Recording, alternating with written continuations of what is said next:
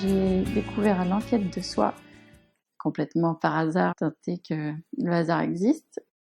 J'étais déjà dans une enquête, moi, personnelle, je faisais un travail sur moi de manière très très classique et ça a vraiment enrichi le travail que j'avais commencé. Donc cette enquête, elle se déroule à plein de niveaux en même temps. D'une part les messages, ensuite on reçoit des missions chaque semaine. Ça s'appuie aussi sur un groupe privé Facebook où on est en contact avec plein de personnes d'univers différents. C'est pas monotone parce qu'il y a ces différents supports. Par exemple, les messages quotidiens instaurent quelque chose de rituel qui pour moi était important dans le fait de garder le cap et de continuer l'enquête. Pour avoir fait un travail psychanalytique, moi je retrouvais aussi le fait d'avoir une problématique posée à un instant et finalement le travail qui se fait au moment de la lecture de cette mission et puis tous les jours qui vont suivre et consciemment et inconsciemment. Cette variété de manières d'enquêter m'a vraiment plu.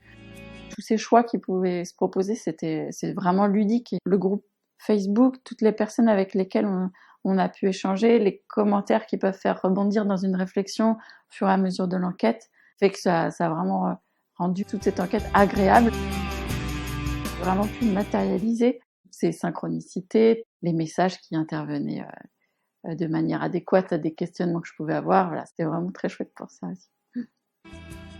Dans toutes les missions que l'enquête de soi propose, on va être en contact avec des gens très inspirants ou des méthodes très inspirantes.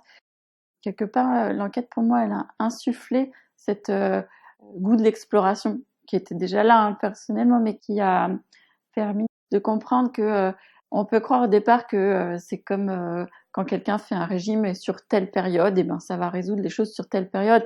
Et non, c'est vraiment un déclencheur d'une habitude et du fait de s'occuper de soi et d'y être attentif et du coup de libérer des choses et qu'elles soient acquises. Comme ça, j'ai envie de dire que je le recommande à tout le monde parce que quel que soit le stade où on en est dans sa vie, je pense que ça peut être que positif.